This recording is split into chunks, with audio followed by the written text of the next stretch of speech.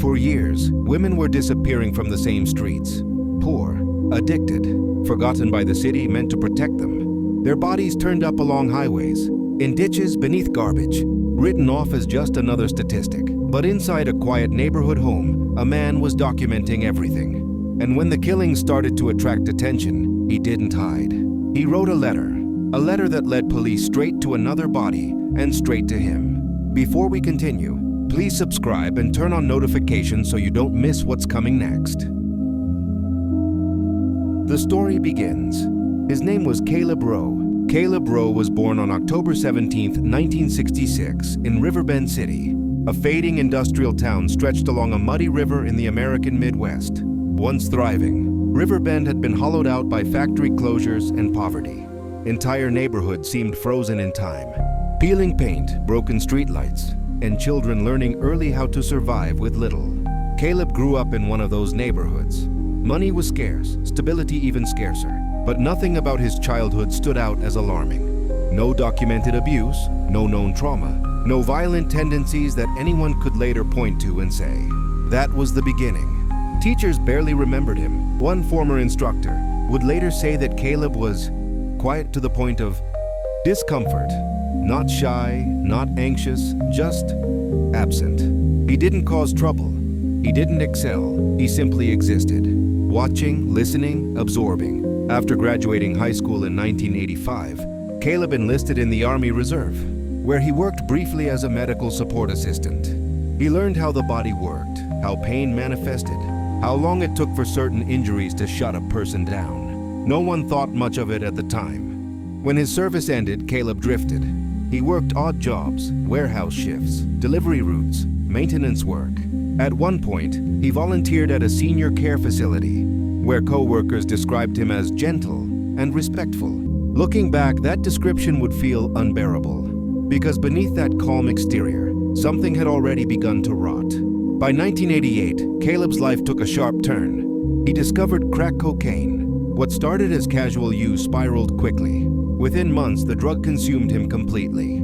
He burned through every dollar he earned, sometimes spending hundreds a day just to feed the addiction. When the money ran out, he turned to crime. Over the course of a single week, Caleb robbed multiple small retail stores across neighboring counties, always nonviolent, always calculated. When he was finally arrested, officers were surprised by his demeanor. He was polite, calm, almost apologetic. In court, Caleb claimed the drugs had clouded his memory. He begged for leniency, telling the judge he had entered rehabilitation and wanted another chance. The judge wasn't convinced. Just weeks before his 24th birthday, Caleb Rowe was sentenced to 14 years in state prison. 2 months into his sentence, the judge received a handwritten letter. Caleb wrote about sleepless nights, about crying himself to sleep, about how prison felt unbearable, how his mind was deteriorating faster than his body. He pleaded for reconsideration. The letter went unanswered. Caleb served just over 5 years before being released on parole in 1994. He was 29 years old. To the outside world, he looked reformed. After his release, Caleb kept a low profile. Neighbors described him as considerate. One woman recalled how he would hum softly whenever he entered the shared basement of their apartment building, so he wouldn't startle anyone. Another neighbor occasionally drank beer with him on the porch and later said, there was nothing strange about him at all. That's the part that still haunts investigators, because this was the same man who, just a few years later, would be given a name the city would never forget. But before the headlines, before the bodies, before the tapes, Caleb Rowe blended in perfectly. And while everyone around him believed the danger had passed, it hadn't even begun. By the late 1990s, Riverbend City had developed two identities. By day, it was a struggling Midwestern town trying to survive economic collapse. By night, certain districts transformed into something far darker, zones even patrol cars avoided unless absolutely necessary. One of those places was known on the street as the Strip. The Strip wasn't an official neighborhood. It was a stretch of decaying, blocks near abandoned rail yards and boarded-up motels where drugs moved freely and desperation hung thick in the air. Women walked those streets for days at a time, unwashed, exhausted, addicted, invisible. Police knew the area well, but enforcement was inconsistent. Calls went unanswered, patrols were rare, Most victims there were written off as statistics long before anything happened to them. And Caleb Rowe knew that. By 1999, Caleb had slipped back into addiction. Crack cocaine once again ruled his life, but this time, something had changed. He wasn't reckless anymore. He was methodical. He learned the rhythms of the Strip. Who worked which corners? Which women had children? Which ones were too deep into addiction to ask questions or be missed? Caleb didn't stand out when he drove through the area. He looked like every other man cruising slowly under flickering streetlights. Clean-cut, calm, polite, safe. In the summer of 2000, Caleb was working as a server at a downtown hotel restaurant. He was reliable, quiet, never late. One afternoon, a co-worker named Evan mentioned that his friend's stolen car had been found, burned out on the east side of the city. Caleb barely reacted. Instead, he said something strange. "That's a good place to dump things," he remarked casually. "Police don't really patrol out there." Evan laughed at first, then stopped. It wasn't the words alone, it was the certainty behind them. The way Caleb said it, like someone speaking from experience. Evan brushed it off, but the comment stuck with him longer than he cared to admit. Around the same time, Caleb was dating a woman named Lauren Pierce. Lauren was ambitious, sharp, and curious, an intern at a local television news station. She was passionate about investigative journalism and always looking for the next story. One evening, while they were watching TV together, Caleb turned to her and asked a question that made her pause. "Has your station ever covered those women who keep turning up dead?" he asked. Lauren frowned. "What women?" "The escorts," he replied. "The ones being killed." Lauren felt a chill crawl up her spine. There had been rumors, whispers on police scanners, vague chatter among journalists, but nothing confirmed. No official statements, no press releases. Yet Caleb spoke as if it were established fact. He even used a specific phrase, serial killer. Lauren didn't accuse him of anything. Instead, her instincts kicked in. She pitched the idea to her editor the next day. The editor dismissed it. Police hadn't gone public. No confirmation, no story. Less than 3 months later, authorities announced it themselves. A serial offender was believed to be targeting women connected to the Strip. Lauren remembered that conversation instantly, and for the first time, Caleb Rowe unsettled her. Between March 2000 and late 2001, bodies began appearing with disturbing regularity. Women were found strangled, dumped in wooded areas, left near highways, sometimes concealed beneath trash and debris, as if discarded. Most were African American. Most struggled with addiction. Most had lived transient lives. Police noticed similarities. Same method, same degradation, same cold precision. The killer was careful, but not careful enough to stop. He returned to the same hunting ground again and again. What investigators didn't know yet was just how far those women had traveled before they were killed. Because Caleb wasn't murdering them on the street. He was taking them home. Caleb lived in a modest house in North Ferguson, just far enough from the Strip to avoid suspicion. On the surface, it was unremarkable, but inside, it was something else entirely. Caleb would approach a woman with soft words and easy manners.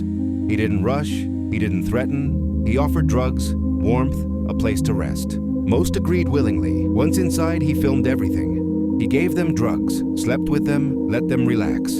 And then, without warning, everything changed. He would make strange requests. A change of clothing, a specific position, a ritual no one understood. And when the woman least expected it, Caleb would pull out a high-voltage stun weapon and press it just below the collarbone. The shock was instantaneous.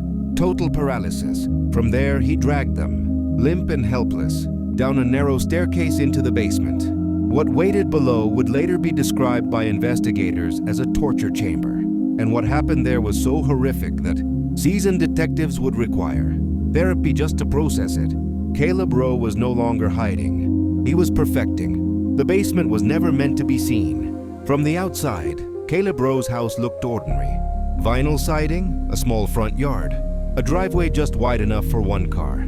Neighbors waved, kids rode bikes past it. No one imagined what existed beneath their feet. But the basement told the truth. At the bottom of the narrow staircase, the air changed. The smell hit first, stale, metallic, and damp.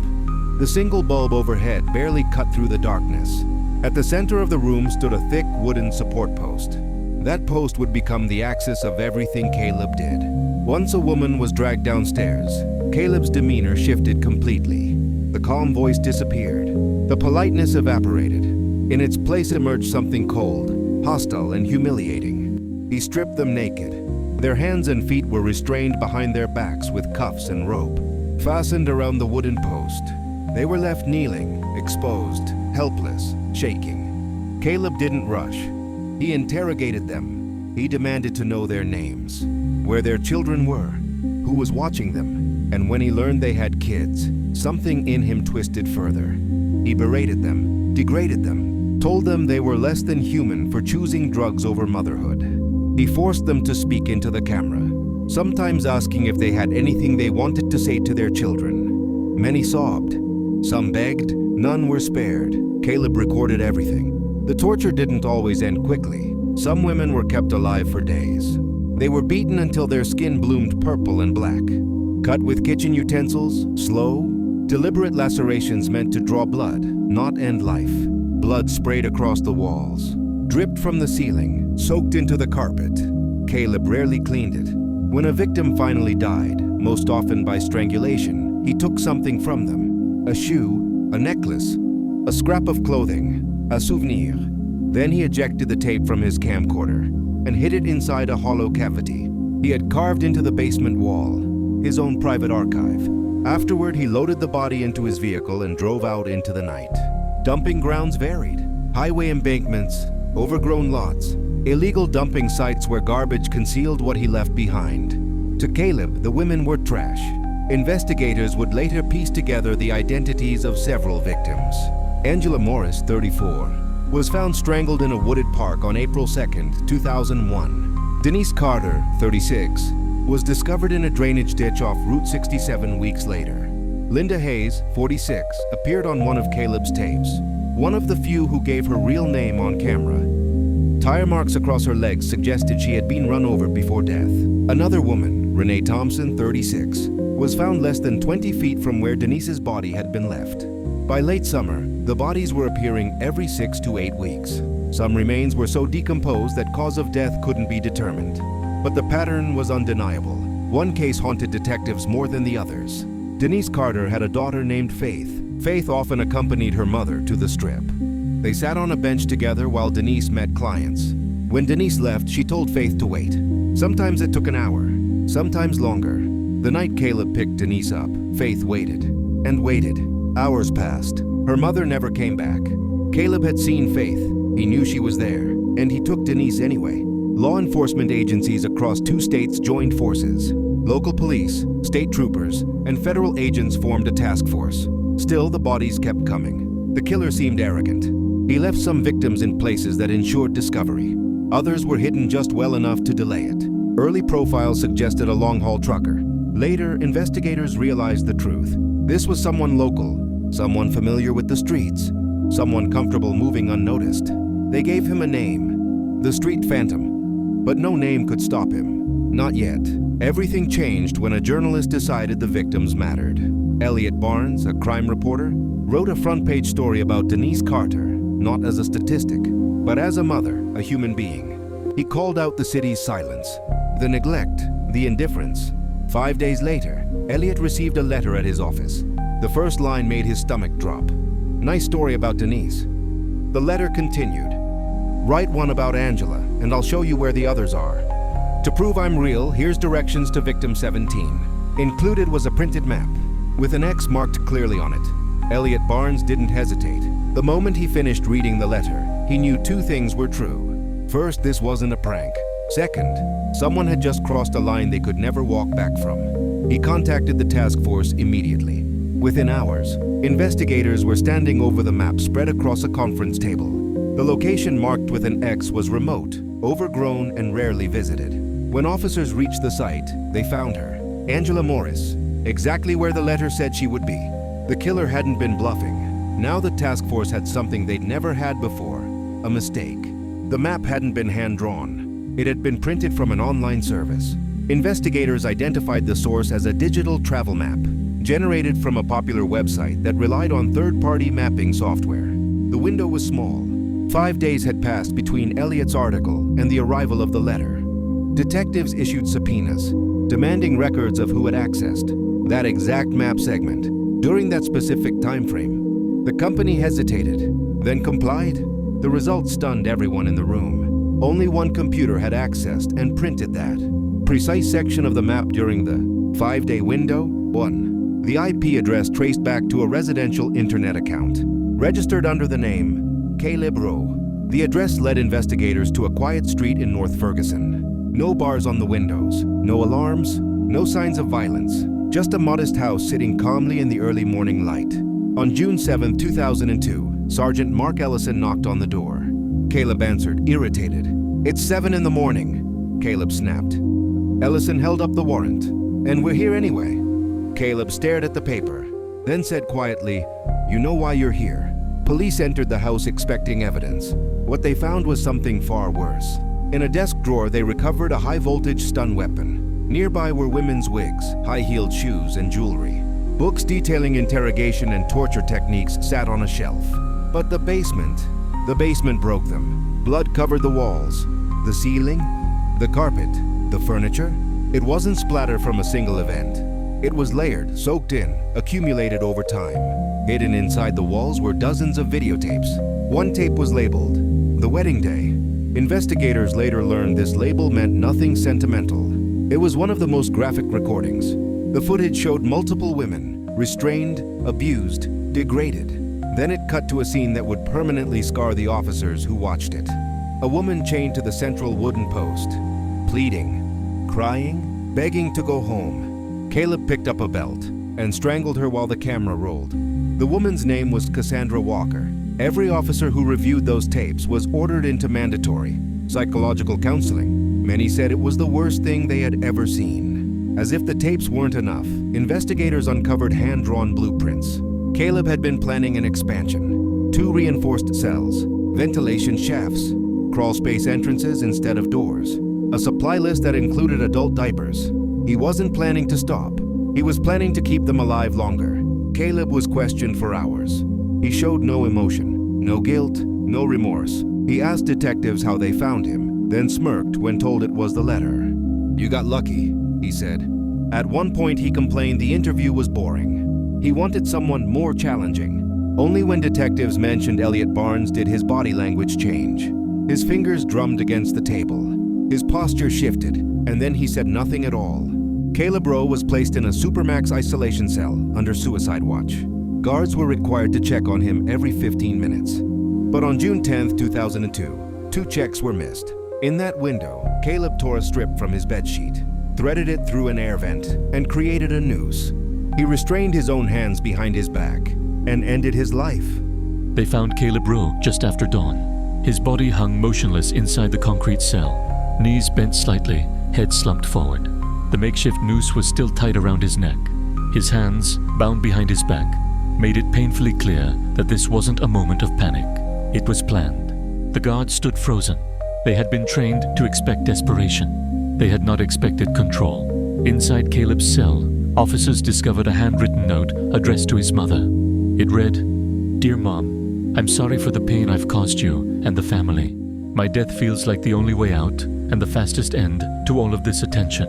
You were the best mother anyone could ask for, but I've been sick in my head for a long time. Since I was around 14. I don't know why. I've never felt normal or happy. This is the best solution for everyone, especially me. I couldn't live locked up forever, or worse, waiting to die by injection. Tell everyone I love them. But I love you the most, Caleb." Detectives who analyzed the letter noted something chilling. There was no admission of guilt, no apology to the victims, no acknowledgement of the lives he destroyed. Only self-pity. By the time of his death, police had officially linked Caleb Rowe to 12 murders. But the tapes told a different story. Victims were numbered, 17, and investigators suspected even that wasn't the full count. Several unsolved cases across neighboring counties bore striking similarities. Same degradation, same method, same dumping grounds. The estimated total climbed past 20 victims. Families would never get answers. No trial, no confessions, no justice in a courtroom. Only evidence and silence. Profilers searched for a trigger, a childhood trauma, a violent incident, a moment where everything broke. They found nothing.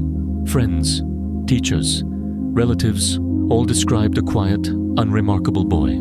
No red flags, just emptiness. The leading theory was hatred.